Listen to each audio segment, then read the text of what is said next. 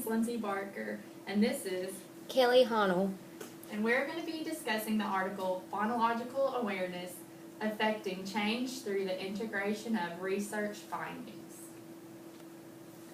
The purpose of this study was to determine if immediate incorporation of relative research findings will have a positive effect on children with speech and language impairment. Speech-language pathologists should use caution in deciding how much influence they let current research affect how they practice.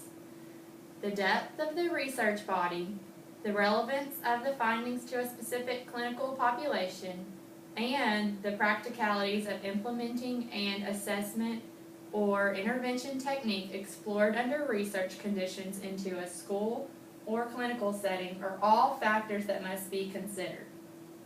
The researchers point out that speech and language pathologists have access to many different articles on exciting new research being done. While the research may seem relevant, this article questions the outcome of integrating these new practices into one's clinical practice.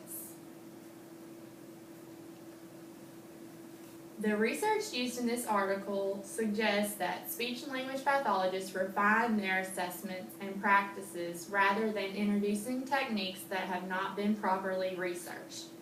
Introducing completely novel assessments or intervention techniques that have been largely untested is dangerous. This evidence gives the findings a more immediate appeal, making them more likely to influence current practices. This article was written based on research done on 5 different research articles.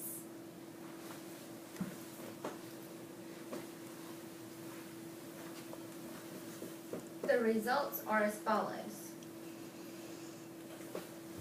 Study 1. The first study concluded that measuring reading itself, such as phonetic decoding, was the best way to predict children's word reading skills for the future. Study 2. The second study found that there is a significant relationship between a child's performance on phonological judgment and non-word learning tasks and a child's performance on phonological awareness and letter knowledge. The findings from the first 2 articles in this forum highlight the value of including an assessment battery, the evaluation of children's phonological awareness, and underlying phonological representation, and as children get older, their ability to use phonological information in the reading process. In these studies, they found a significant overlap between language impairment and behavioral difficulties. The 3 final studies addressed phonological awareness interventions. In Study 3, they found that critical foundation skills for reading and spelling can be stimulated in children ages 3 and 4 with speech impairments with an integrated intervention program. In Study 4, a key aspect of Gillian's 2005 intervention was facilitation, not skill mastery. And last, Study 5. The 5th study found that enhanced phoneme awareness and understanding between phonemes and graphemes will help a child with word decoding, and this will lead to better reading comprehension. Relevance of the research. The findings are consistent with theoretical models of skilled word recognition that emphasize the importance of phonological information to the reading process, and with previous research demonstrating stable relationships between phonological awareness in kindergarten and early reading acquisition. Providing a prognosis for written language development for at-risk children is within the scope of practice for SLPs. Concerned parents or teachers, for example, may well ask an SLP whether a young child with a speech-language impairment is likely to have persistent difficulty learning to read or spell. Assessment efficiency is vital in clinical practice.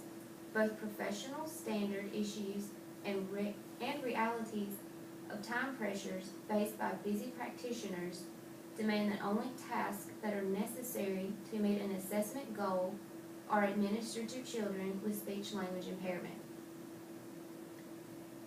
The assessment tools used in the research or similar types of tasks are readily available and are easy to administer within a clinical or school setting.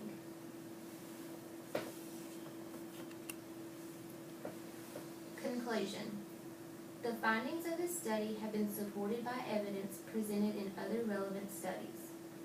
The researchers' hope is that this will lead to positive change and lead to children with speech-language impairment reaching their full potential.